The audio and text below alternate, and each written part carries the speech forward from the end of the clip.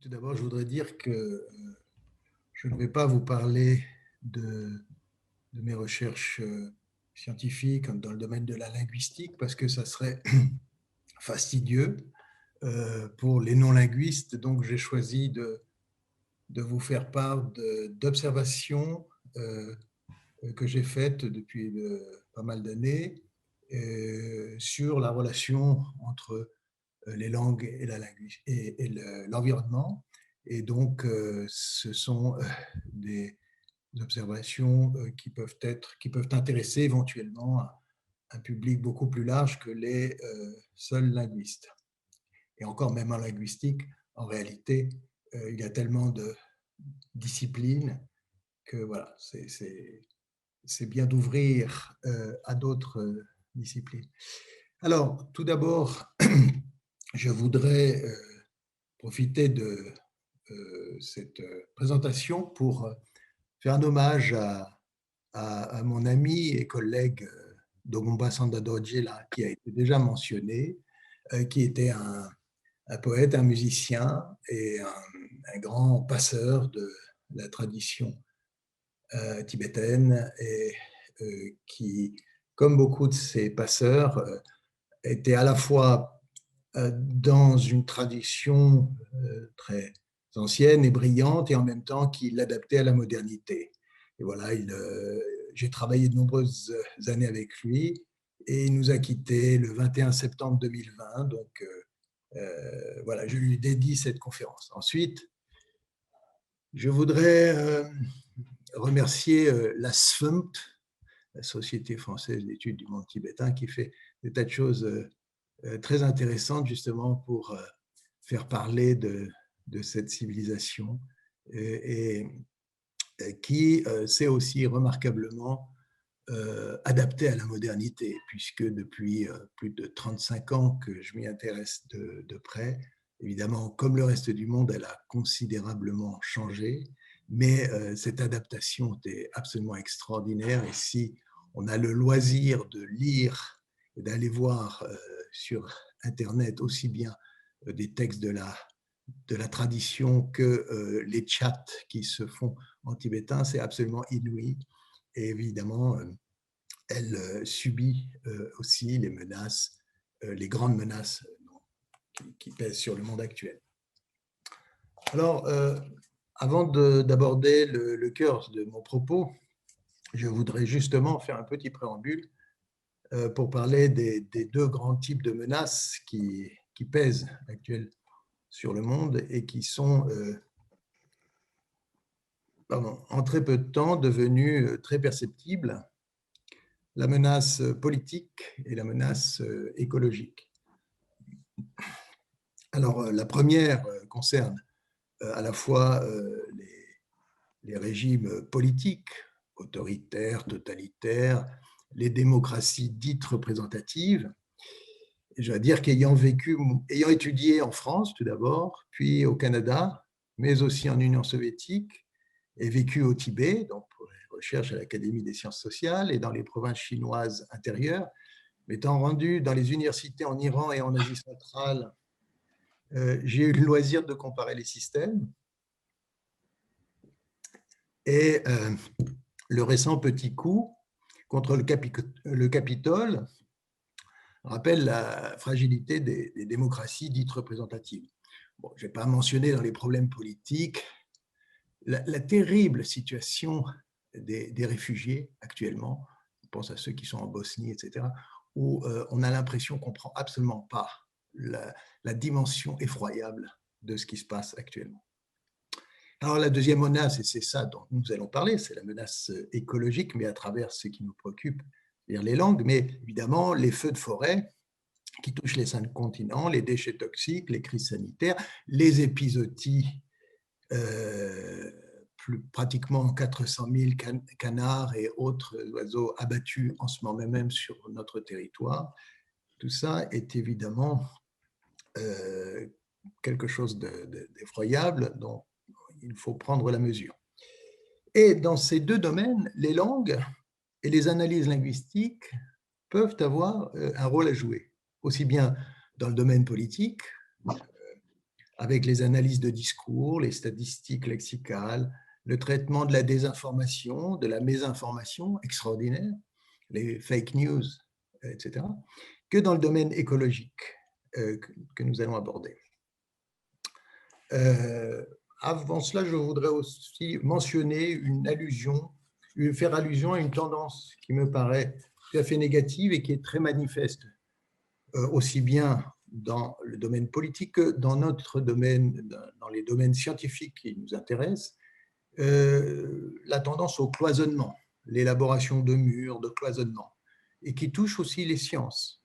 Et le mépris, par exemple, que certains chercheront pour les sciences humaines, notamment de la part de certains, heureusement pas tous, des amis qui prouvent le contraire, des sciences de la matière ou de la vie, et les appellations qui sont reprises parfois même par des scientifiques en sciences humaines, de sciences dures, de sciences molles, ou de sciences exactes versus sciences inexactes, c'est une vraie catastrophe intellectuelle, et donc je m'inscris contre cela. Et les sciences humaines peuvent être tout à fait exactes.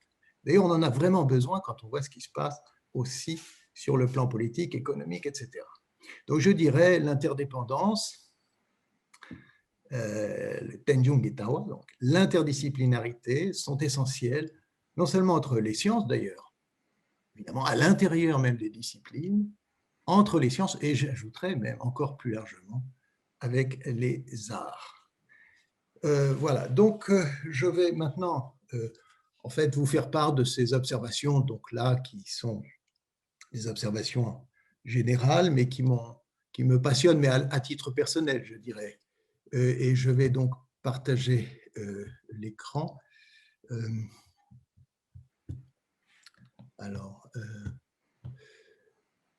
donc, le partage d'écran.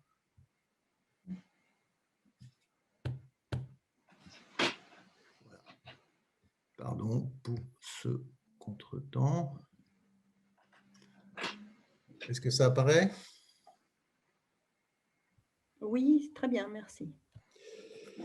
Donc, dans le cadre de cette communication, je vais donc parler de... oh, pardon. Voilà. Je vais donc parler de l'articulation entre les trois domaines, celui de l'écolinguistique, du relativisme linguistique et de la poétique, qui sont susceptibles de jouer un rôle dans la prise de conscience visant à modifier notre rapport à l'environnement. Évidemment, c'est très subtil, mais je pense que dans la mesure où nous sommes en fait pétris de langage, ça peut également avoir un rôle dans l'évolution. Alors, quelques définitions. Donc, l'écolinguistique ou la linguistique écologique intègre dans son approche non seulement les dimensions sociolinguistiques, mais aussi les conséquences des langues et des cultures sur l'écologie, de façon à contribuer à la prise de conscience de la catastrophe écologique, de la pandémie actuelle, qui est en grande partie une des conséquences, puisque, on le sait, les épizooties se transmettent aux hommes et elles sont de plus en plus fréquentes à cause de l'état de l'environnement naturel. Le langage peut être utilisé non seulement comme vecteur de la pensée, comme d'habitude, mais aussi comme catalyseur. Et ça me paraît être assez important.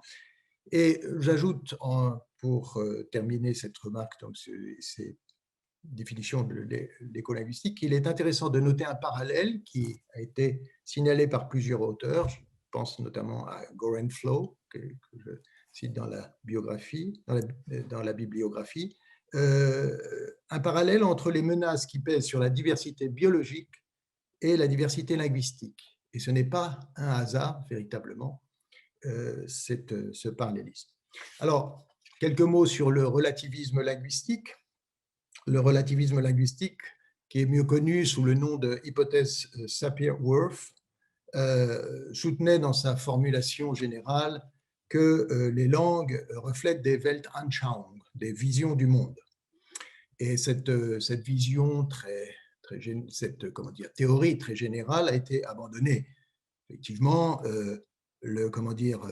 l'anglais ne reflète pas une vision capitaliste du monde, même si on dit Wall Street English, et pas plus que l'arabe ne reflète une vision coranique du monde. Sinon, ça se saurait. Donc, les langues peuvent pas permettre de parler de tout, et l'anglais peut permettre de parler du Coran, et l'arabe peut permettre de parler de Wall Street. Il n'y a aucun problème. Donc, par contre, dans sa formulation restreinte, le relativisme linguistique soutient qu'en imposant des classements, des paradigmes, des perspectives, des repères, les langues ont une influence relative sur la perception, l'attention que l'on porte à certains phénomènes, ainsi qu'à leur mémorisation. Et je l'ai évoqué dans le prisme des langues en 2014, qui va d'ailleurs sortir sous la forme de The Kaleidoscope of Languages, sous la version anglaise. Ça a été aussi décrit par Guy Deutscher et d'autres auteurs. En outre, les langues induisent des associations d'idées qui leur sont spécifiques.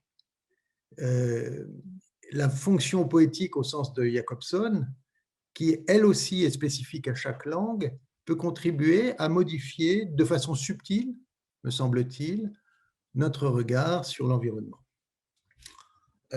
Alors, je vais, en fait, vous allez le voir, prendre beaucoup d'exemples pour que ce soit un peu plus amusant et ne pas rester sur le plan théorique. Et donc, nous allons commencer par un certain nombre d'exemples. Je vais commencer par des exemples qui sont liés à, qui illustrent la grammaticalisation de la perception et de l'attention, donc le relativisme restreint dans le domaine de la grammaire, comment les langues nous forcent à faire attention à certaines choses, y compris sur le plan grammatical. Alors, je vais parler donc, pour commencer, de l'accès et de la source d'information, et notamment donc un domaine dans lequel j'ai beaucoup travaillé et fait des recherches, c'est ce domaine de l'évidentialité dans les langues tibétiques. Alors, si je prends un exemple cité par Kesang Gyomé, que j'ai bien connu aussi, qui maintenant n'est plus ce monde non plus, Wanchen Tseonta, Wanchen est arrivé, on utilise un marqueur grammatical grak, ici, qui se prononce ta dans la langue en question, et qui signifie que j'ai une perception non visuelle de ce que je dis. Ici, c'est une perception auditive. Je peux dire aussi dans ta poche, il y a des noix. Comment je le sais? Ben parce que j'ai touché en bas, la poche des Tibétains, ou la vraie poche, la poche au sens occidental du terme, et c'est une information tactile. Alors, la traduction qu'on donne Kesang Gyurme, c'est Nitoli yoch tao. Dans ta poche, il y a des noix, et pas plus qu'en anglais, in your pocket, there are walnuts. On ne saurait d'où je tiens cette information. Eh bien, en tibétain, on le sait très bien d'où je la tiens, cette information. On précise que c'est une information sensorielle et qu'elle est non visuelle. Donc, elle peut être tactile, olfactive, etc. Mais là, dans ce cas-là, ça va être une information tactile. Alors, les langues tibétiques sont réputées parmi les langues du monde, parmi celles qui ont développé les systèmes grammaticaux d'évidentialité, de marquage de la source d'information les plus complexes au monde. La source, c'est l'accession marquée. Alors là, des exemples du ladakhi assez amusants. Je peux dire en ladakhi kimugduk ou kimugarak. Ben, je le traduis de la même façon, les chiens aboient. Sauf que dans l'exemple 3, le locuteur voit les chiens aboyer et évidemment il les entend. Il y a un phénomène de synesthésie où les sens sont mobilisés en même temps. Tandis que dans l'exemple 4, Kimugarak, eh bien, je ne les vois plus. Je ne vois plus les chiens aboyer. Je les entends. Et ça peut se passer, par exemple, le locuteur et les locuteurs auxquels j'en ai parlé me disaient, par exemple, c'est après la tombée de la nuit où on ne voit plus les chiens, on ne fait que les entendre, on peut employer l'exemple 4.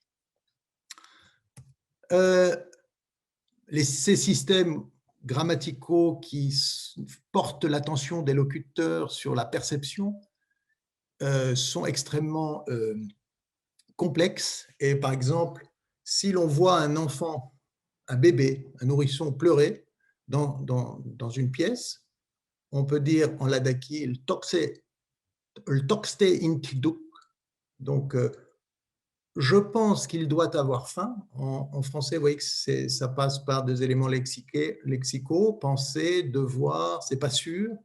Eh bien, en tibétain, en ladaki, pardon, dans l'Inde du Nord, dans l'Himalaya indien au nord de l'Inde, Yintikduk, qui précise grammaticalement que j'ai à la fois une information visuelle et que je fais une inférence qui est probable. Donc, vous voyez, tout ça, c'est marqué par la grammaire. Ça veut dire que la grammaire nous incite déjà à prendre en compte des éléments de notre perception.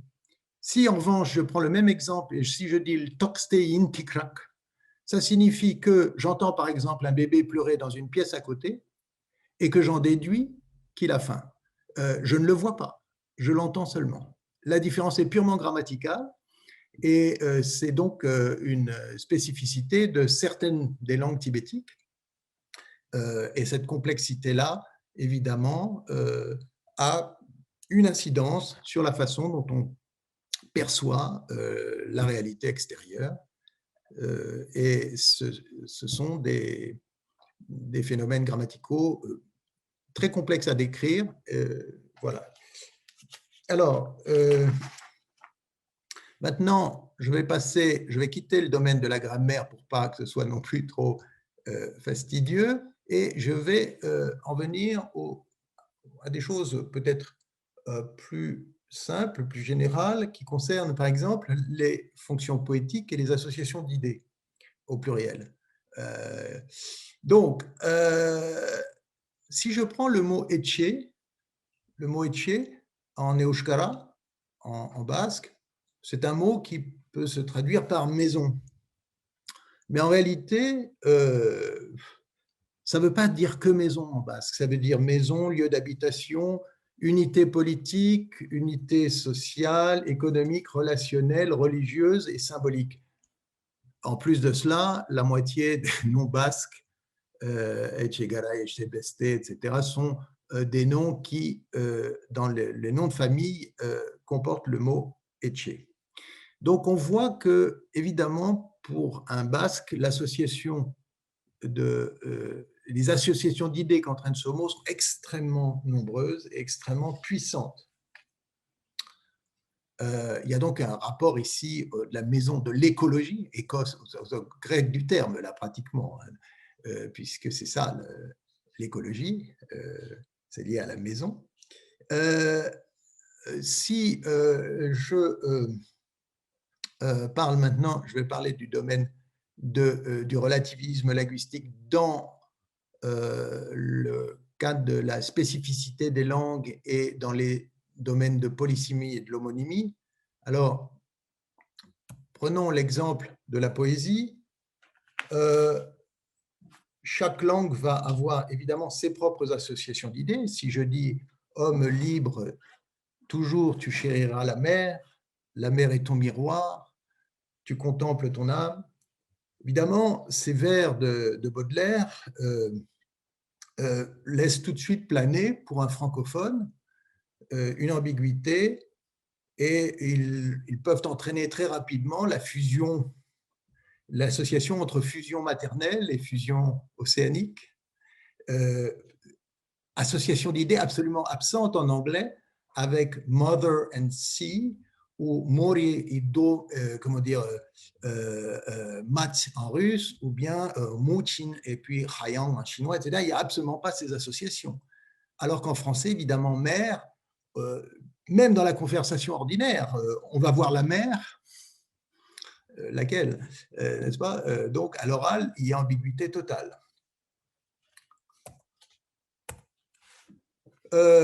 Si je prends en hébreu le mot ruach, ruach en hébreu signifie le vent, mais c'est aussi l'esprit, car il y a, et là, il ne s'agit plus d'une homonymie, contrairement à mère en français, il s'agit véritablement d'une polysémie, car il y a une association entre les souffles, le pneuma du grec, et l'esprit ou la psyché, et elle est très forte en hébreu aussi et en arabe aussi, d'ailleurs, même racine.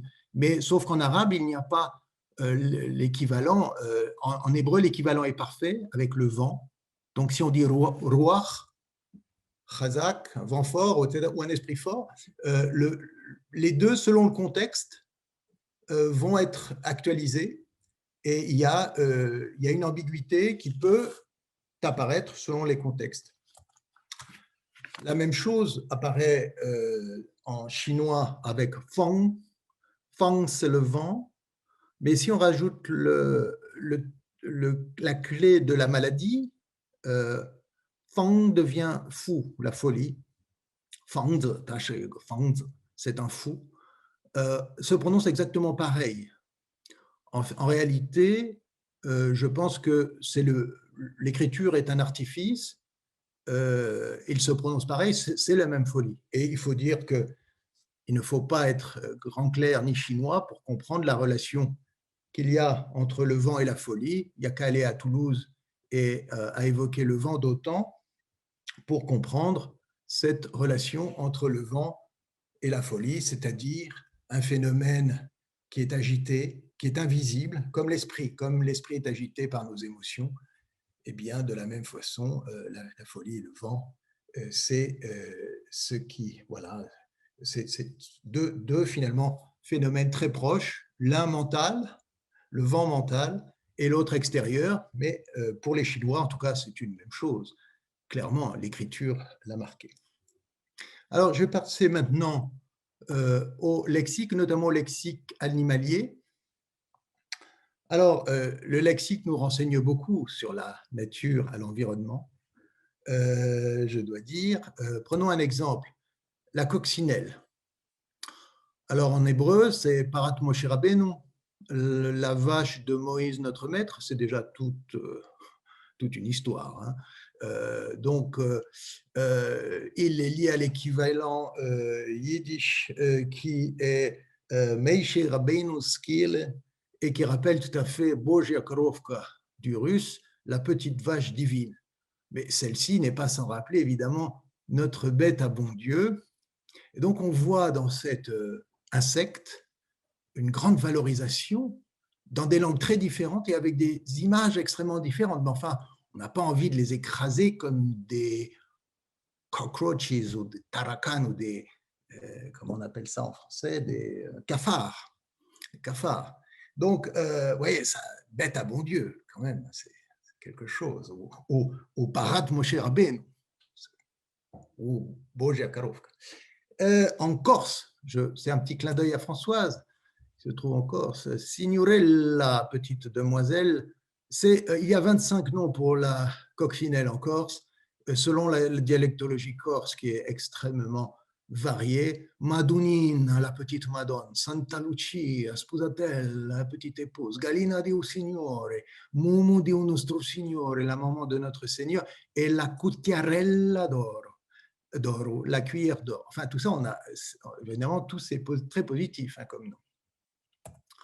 Alors, montre religieuse, eh bien, pareil, même combat, je dirais.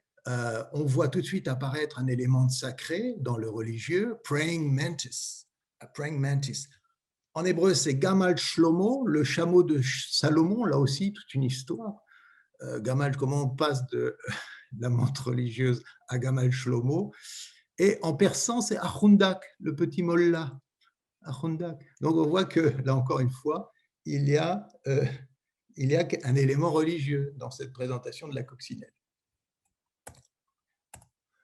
Alors, notons que dans certaines langues, les termes de parenté sont parfois utilisés pour désigner les animaux. Prenons l'exemple de l'ours, par exemple, qui... alors, l'ours en persan, c'est khers, mais il y a une expression très fréquente qui est dousti khale kherse. Alors, dousti khale kherse, c'est l'amitié de la tante maternelle ours. C'est un trait qu'on retrouve en Europe aussi dans la plume de La Fontaine.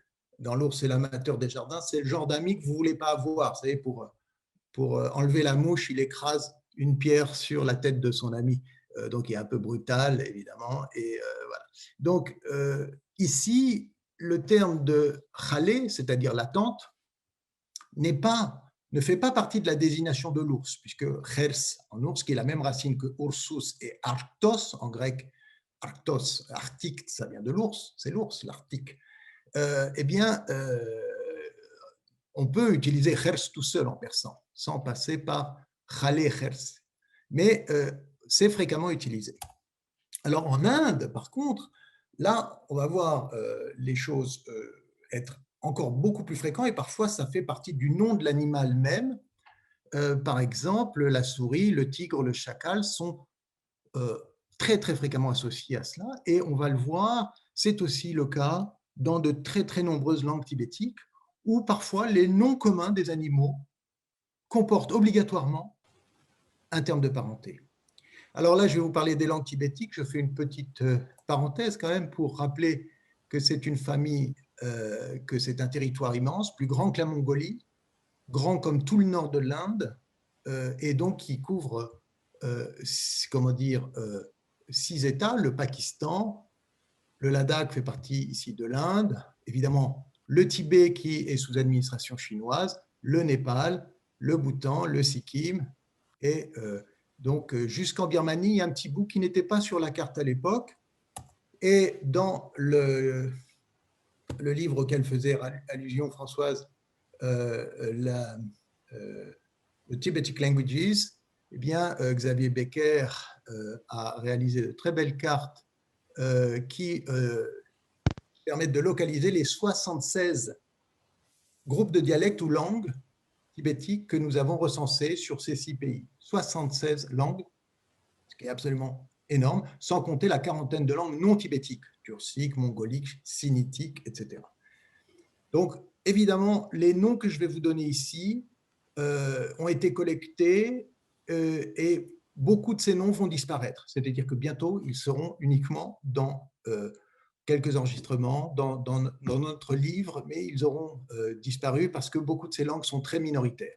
Ce ne sont pas les grandes, je veux dire, les langues dominantes du tibétain commun ou de l'amdo ou des dialectes kham majeurs ou du ladakhi, la plupart. Il y en a aussi, mais voilà. Donc, je voulais situer ça pour vous dire que la diversité, beaucoup de tibétains, entre guillemets, que vous allez entendre maintenant, n'est pas du tibétain commun, mais uniquement réservé à des langues tibétiques qui sont un peu à la périphérie de l'air.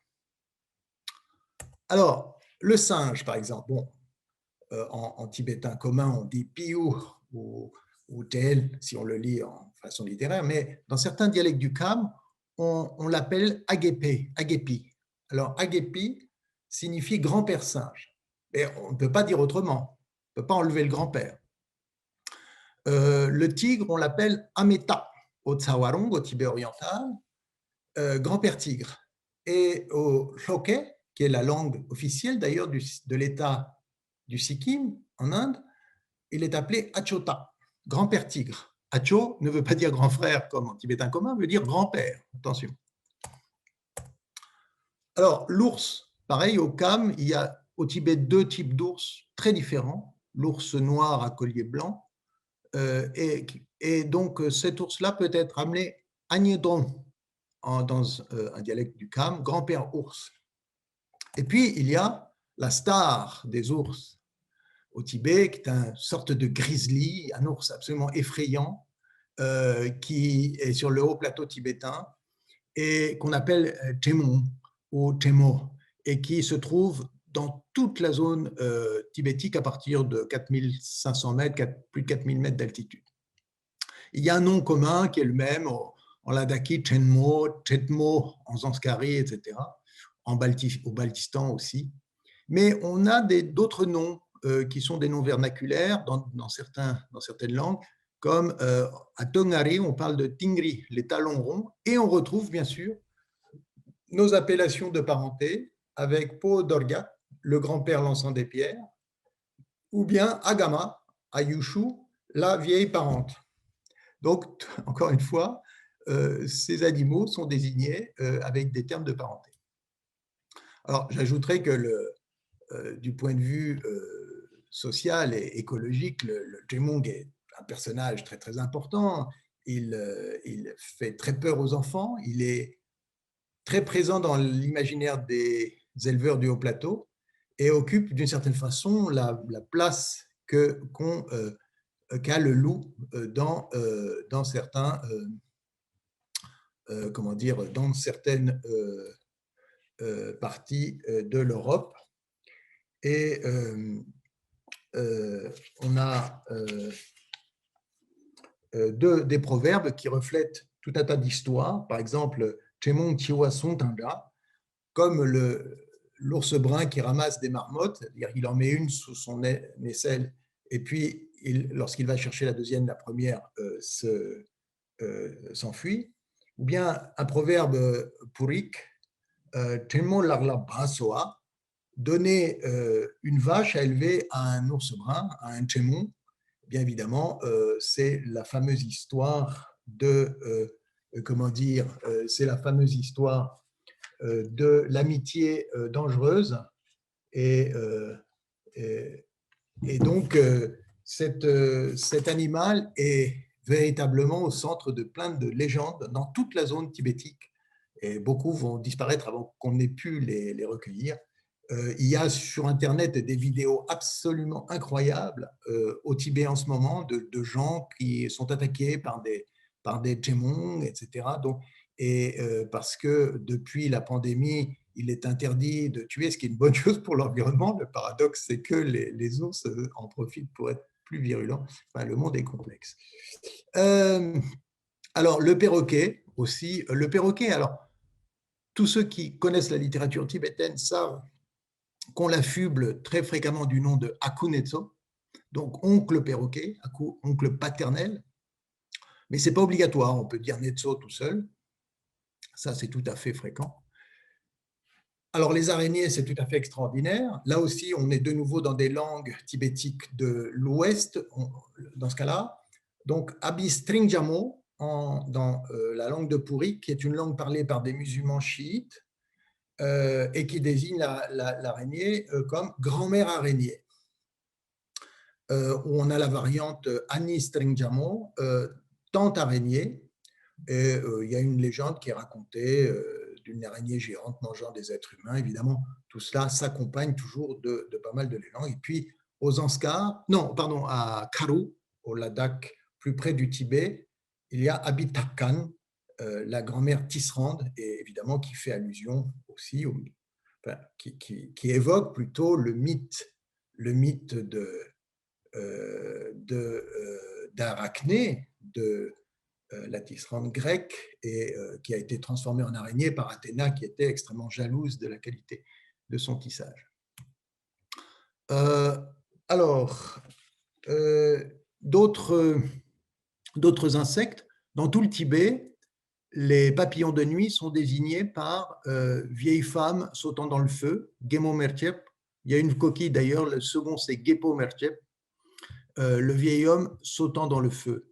Et une des appellations alternatives, c'est Aïe Merchep, la grand-mère sautant dans le feu. Donc ça, c'est presque dans les 76 langues qu'il faudrait voir. Il y a sûrement des exceptions, mais c'est extrêmement fréquent. Alors une que j'aime beaucoup, c'est la sauterelle aux Anscars, qui est appelée Abi Sergarmo, la grand-mère orfèvre. Donc, on s'aperçoit que dans les langues du monde, les noms des animaux sont souvent associés à des légendes, et il y a un superbe d'ailleurs atlas pour la langue basque qui a été réalisé par Charles Videguin et une équipe, donc qui montre la diversité incroyable, et les animaux sont très fréquemment disons, associés à des histoires. Et parfois, on se souvient encore, on connaît encore les histoires. Alors, un animal très important pour l'environnement du Tibet, c'est le vautour. Et le vautour, il est appelé Chage, ou le grand vautour blanc Tankargopo, ou parfois même Chagel, c'est-à-dire le roi des oiseaux. Alors, au Tibet, les vautours sont extrêmement valorisés et ils sont présents dans les chants traditionnels, mais aussi dans les chants modernes et dans la poésie. Et donc, on a une image qui est à l'opposé de la vision, de la perception négative des charognards qui dominent dans de nombreuses langues. Évidemment, peut-être une des raisons, c'est que à partir de l'influence, sans doute d'ailleurs zoroastrienne, sogdien aux environs du 9, 10, 11e siècle, les funérailles célèbres, le chator s'est développé et donc est devenu une des modalités de funérailles importantes dans certaines régions du Tibet. Alors maintenant, ce rite tend à se raréfier à cause de l'épizootie et du virus qui touche les vautours himalayens, mais aussi pour d'autres raisons politiques et autres. En tout cas, très fréquemment, ils sont considérés comme des rishis, comme des sages, et sont présents dans des textes traditionnels. Là, j'ai donné un vers d'une dakini, Serakanjo, Tchagye Tangargo, Tsesumla, Lula Dzogche, donc le roi des oiseaux, le grand vautour blanc, il possède son corps a les trois perceptions et il a les trois qualités de la méditation, de la vue, de la méditation et de la pratique. Donc, vous voyez que c'est extrêmement valorisant pour les vautours. On ne peut pas faire mieux. Alors, on quitte le domaine strictement animal pour le domaine des créatures, des divinités, des créatures mythiques, et toujours en restant aussi parfois dans les liens de parenté. Alors, si on prend certains phénomènes habituels comme la pluie, par exemple, bien en persan, la pluie se dit baron, en persan littéraire, baroun en persan parlé, et baroun, ce n'est autre que Varuna, Varuna, la divinité associée à l'eau. Donc on voit comment une divinité en est venue à désigner un phénomène météorologique fréquent. Ce qui est intéressant, c'est que là aussi, la Lune, le Soleil, parfois les étoiles, etc., peuvent aussi être associés à des termes de parenté. Alors, dans les langues indo-iraniennes, c'est très fréquent.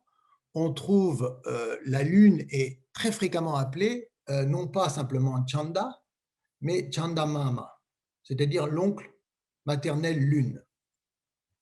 On retrouve ça dans des langues tibétiques, où, par exemple, Ukla, en Sherpa, Ukla est la contraction de Akula, ce qui veut dire oncle Lune. Ananda, au Yunnan, à Nyingzur, langue du sud du Yunnan tibétique, signifie tante lune. Dayum, au Népal, en pays Yolmo, signifie mère lune. Et j'ai trouvé, en faisant des recherches au Bhoutan oriental, le terme de Acholoa, qui est très mignon, grand frère lune, qui est la seule façon de désigner la lune, en fait, dans cette langue, à 1000 mètres d'altitude, dans la région de Mongar, au Bhoutan oriental.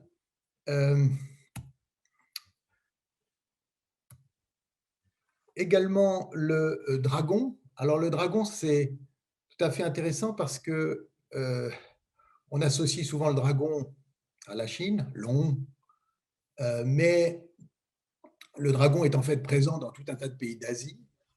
Et contrairement aux Chinois où le tonnerre, Dalei, enfin où le phénomène d'orage n'a rien à voir avec le dragon, dans toutes les langues tibétiques, le tonnerre est associé au dragon. Et donc, par exemple, au Baltistan, au Pakistan, pour dire il a tonné, il y a eu un coup de tonnerre, on dit Brookbos, le dragon a appelé. En amdo, on va dire un ndurchur, le dragon a produit un son. En tibétain commun, Jokegyapso.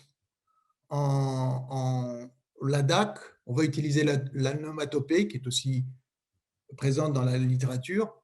Juk dir, dir imite le son du roulement de tonnerre. Le Juklok est également utilisé, l'éclair du dragon, dans un dialecte du Kham Sud. Alors, une autre créature mythique qui est également importante pour l'environnement du Tibet, c'est évidemment le Naga. Dans toutes les langues tibétiques, il est appelé Lou ou Le ou Khlu, par exemple au Baltistan et à Pourik, dans la zone musulmane. Et donc ces nagas ou ces serpents aquatiques de l'hindouisme, du bouddhisme, sont extrêmement vénérés, et ils sont même vénérés dans ces terres musulmanes, ce qui est assez étonnant. En tout cas, on apprend aux enfants à respecter les sources, les lacs, les rivières, etc. Les nagas sont aussi synonymes de la beauté, particulièrement de la beauté féminine, les lumos, et des richesses. Et ils font l'objet de propitiations, de rituels apotropaïques, et évidemment, les nagas jouent un rôle, par exemple, pour l'irrigation, puisque chaque année, et c'est particulièrement maintenant dans ces temps de raréfaction de l'eau avec le changement climatique, les rituels ont encore cours pour essayer d'avoir suffisamment d'eau. Et donc, ce sont des éléments très présents. Et si j'ai le temps, je redirai un mot à propos du film de Niccolò Bongiorno, qui évidemment exploite la notion de Naga également. Alors, l'arc-en-ciel, l'arc-en-ciel, c'est assez intéressant parce que j'ai découvert une prosopopée qui n'est pas, pas si fréquente, mais que l'on trouve au moins dans 3 langues tibétiques. La plupart du temps, l'arc-en-ciel est désigné par un mot particulier, nja ou bien ja, il y a deux racines possibles, mais plusieurs langues, notamment la langue de Pourik, au Ladakh, n'emploie pas du tout le mot ja et emploie une locution, Nimas Chutongma, ce qui signifie le soleil boit de l'eau. Alors le soleil est personnifié, et cette façon de le dire est également présente en Horké, dans la région de Nakchu, au Tibet septentrional, mais c'est en plus du mot Dja, tandis qu'à Pourik, c'est le seul mot existant pour désigner arc-en-ciel, c'est Nimas Chutongma. Entre parenthèses, ici, ils ne disent pas Tum, mais Tun, pas une nasale vélaire. Enfin, ça n'intéresse que les linguistes.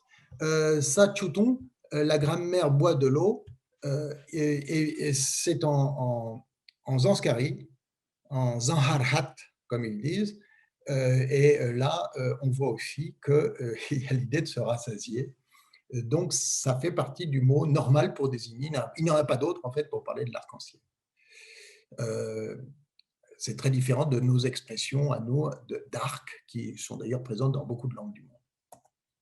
Alors, pour terminer ces points-là, quelques éléments lexicaux évoquent aussi des traces d'animisme. Pour dire le verbe éteindre en tibétain, et dans toutes les langues tibétiques, il n'y a pas de mot pour dire éteindre, c'est le mot mourir. Mais shism, le feu s'est éteint, signifie donc, peut se traduire par le feu est mort, et de la même façon, il ou elle a éteint le feu, mais cessons, c'est la même racine que la racine de tuer. Bon, elle ne s'orthographie pas de la même façon, mais c'est clairement la même chose. Et donc, on voit que en réalité, il n'y a pas de mot comme éteindre, c'est uniquement tuer et mourir appliqué au feu. Ce qui évidemment en fait un être assez vivant. L'exemple du weather, du climat, du temps qu'il fait, est aussi intéressant parce qu'en tibétain commun, il est appelé Namshi, le tempérament du ciel, Shika, Namgi Shikado. Mais en Amdo, par exemple, dans certains dialectes de l'Amdo, on dit Namgo, Ngo signifie le visage. Et alors, ce qui est particulièrement intéressant, c'est qu'il y a deux visages dans les langues tibétiques, enfin souvent. En tout cas, en tibétain littéraire, les deux sont présents. Dongpa, qui est le visage, la face physique, et Ngo, qui est par exemple la face, le visage au sens émotionnel et social. Donc, c'est intéressant de noter ici qu'on dit Namgo et non pas Namdong. Donc, le ciel se met en colère exactement, comme si on voulait souligner la prosopopée. Alors, ici, je fais une petite parenthèse. Dans certaines langues du monde, je pense au polonais, à l'ukrainien, certains mois, comment dire, Kwietien ou bien Sierpien, etc., envoyés au calendrier agricole. C'est évidemment aussi le cas du calendrier révolutionnel, mais de façon un peu artificielle. Alors que j'ai trouvé un calendrier qui est en train de disparaître d'ailleurs, ça a été très difficile de le trouver, dans la région du Ladakh, en terre actuellement musulmane chiite, où seuls certains anciens se souviennent des 12 mois agricoles. Et c'est très intéressant parce qu'on voit que, évidemment, le calendrier était marqué profondément par l'agriculture. Et ce qui est très intéressant, c'est que, de par la forme de ces mois, on comprend que c'est un calendrier ancien. Les 3 mois d'été sont appelés Namsmun Sasmun, la ciel bleu, la terre bleue, Mento Gyaspa, le temps des fleurs, ou les fleurs abondantes, Chusmin, j'aime beaucoup celui-là, les eaux mûres, et puis Tachung. Alors, Tachung, c'est assez étonnant parce qu'on trouve au moment de l'Empire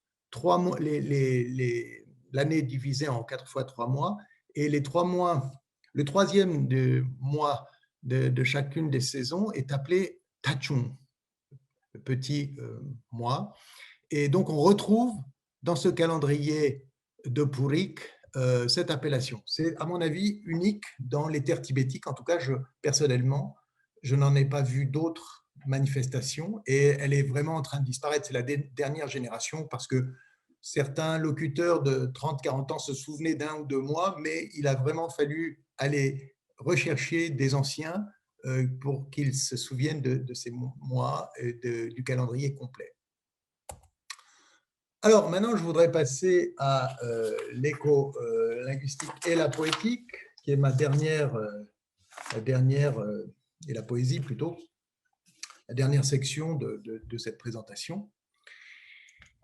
Et mentionner un passage du livre des Juges, alors cholchu ha'etzim lishmoa cheleim melech veyomru lezait malcho aleinu veyomru lahem hazait achadalti yadi shnei asher bi יכבדו אלוהים ואנשים, והלכתי לנוע על העצים.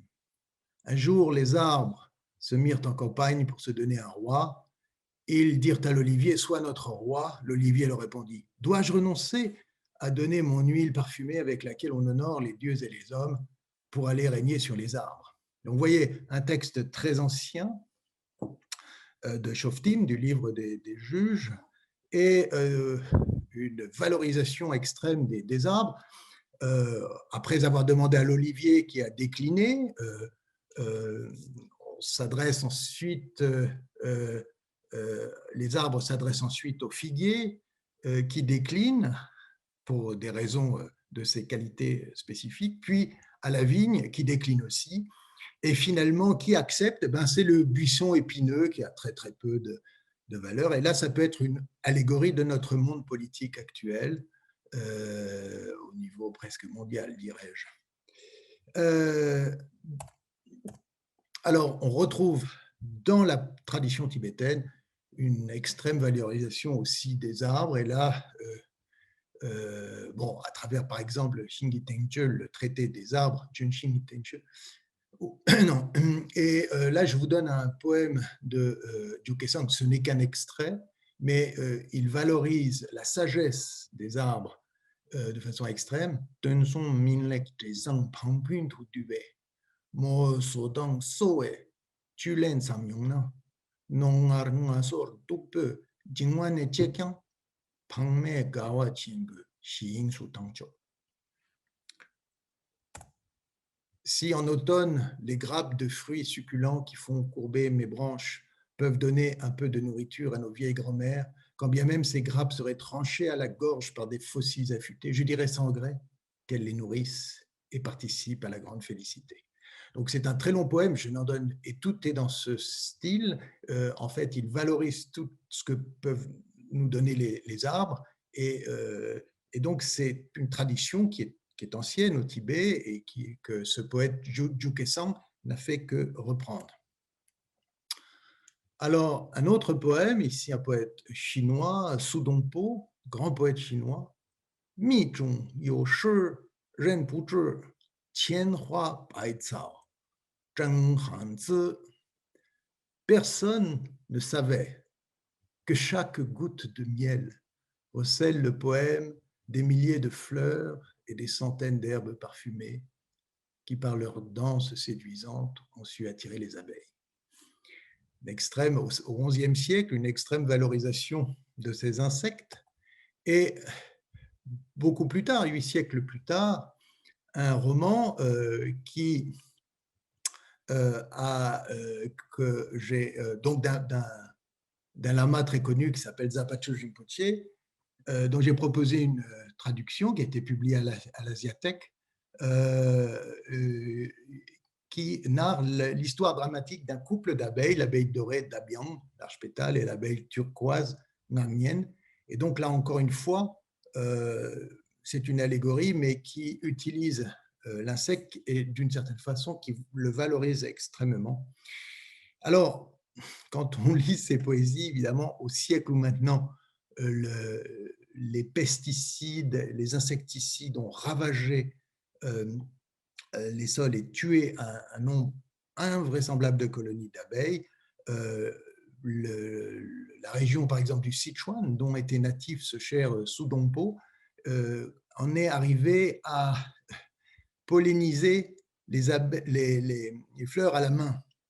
Et aux États-Unis, on développe maintenant des techniques de drones pollinisateurs, donc qui vont se répandre, hein, et qui vont remplacer les abeilles. Alors là, je suis un peu un fiefé nostalgique, je crois, malgré l'énorme admiration que je porte sur les drones, qui sont vraiment de la haute technologie, je serai toujours nostalgique de l'abeille. Et en plus de cela, l'utilisation de ces drones qui sont en prototype aux États-Unis, évidemment, ne remettent pas en cause l'agriculture intensive, qui est aussi une des causes du problème. Donc, le problème n'est pas réglé. Alors, si j'ai encore un tout petit peu de temps, je vais terminer en vous parlant du film Songs of the Water Spirits de Niccolò Bongiorno. J'ai mis un lien, j'espère qu'il y aura bientôt une version française. Il y a une version, la version originale est en anglais essentiellement, et que vous pourrez la voir, mais vous pouvez déjà voir l'annonce sur sur le lien que je vous ai fourni. Alors, ce film traite de la catastrophe écologique au Ladakh. Il a été réalisé en 2020, mais sur 3 ans. Niccolò Bongiorno a tourné pendant 3 ans au Ladakh, essentiellement avec des Ladakhis, et j'ai participé à une partie du tournage aussi.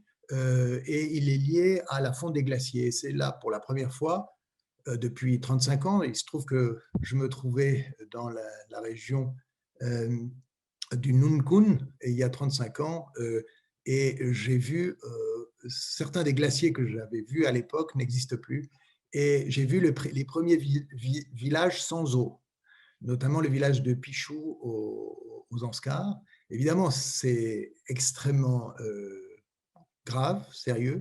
Les gens doivent trouver des solutions, et ils vont puiser pour cela dans leur culture. Alors évidemment, ils font des rituels, de proposition au Naga, au Lumo. Alors, ils inventent aussi, parce que c'est ça aussi la tradition, c'est essayer de puiser dans certaines catégories classiques, mais en même temps, en les modernisant, certains ingénieurs ont conçu des stupas de glace qui permettent de stocker l'eau pendant l'hiver et de l'utiliser l'été. Donc, en réalité, ça fait une sorte de fonctionne comme un frigidaire naturel. Et donc, ce film de Niccolò Bongiorno montre à la fois les enjeux et les défis auxquels est confronté le Ladakh avec la menace de disparition ou des diminutions très grandes des ressources en eau, et en même temps des problèmes finalement de disparition aussi sur le plan culturel, puisque ces gens-là sont amenés à être des migrants climatiques en partie, et puis évidemment le Ladakh n'est pas comment dire, à un problème près, puisque, vous le savez, c'est une région qui est à la frontière de la Chine et du Pakistan, et donc l'armement, la course aux armements qui est effroyable actuellement dans le monde, hein, si on s'y intéresse un petit peu, c'est en dehors du coronavirus, c'est un problème vraiment très sérieux si on regarde ce qui est en train de se faire en ce moment. Évidemment, les armes qui sont en train d'être produites actuellement, je ne parle pas du Sarmat et des dernières réalisations russes, mais de tout ce que font les Américains, les Français, etc., posent des problèmes à l'environnement absolument extraordinaires, puisque ces armes demandent des extractions massives. Et c'est le cas aussi au Ladakh, puisque deux armées se font face, enfin trois, puisque sur le glacier Seachen, la pollution est absolument terrible à cause des confrontations encore présentes entre l'armée indienne et pakistanaise. Évidemment, et des heurts qu'il y a aussi avec l'armée de libération pacifique, Chindu Army, hein, l'armée Reping Jefong-jun, donc qui est confrontée à l'armée indienne. Alors, j'en arrive à mes conclusions pour ne pas trop dépasser, puis pour laisser la place à des questions.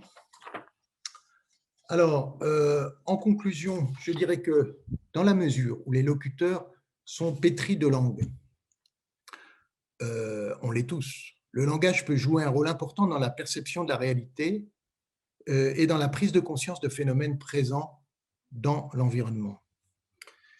Le relativisme linguistique et l'écolinguistique peuvent donc contribuer à mieux cerner ces éléments. Comme nous l'avons vu à travers cette présentation, la relation à l'environnement naturel diffère selon les cultures, ce qui transparaît à travers les mots et les expressions et la charge symbolique dont on les revêt.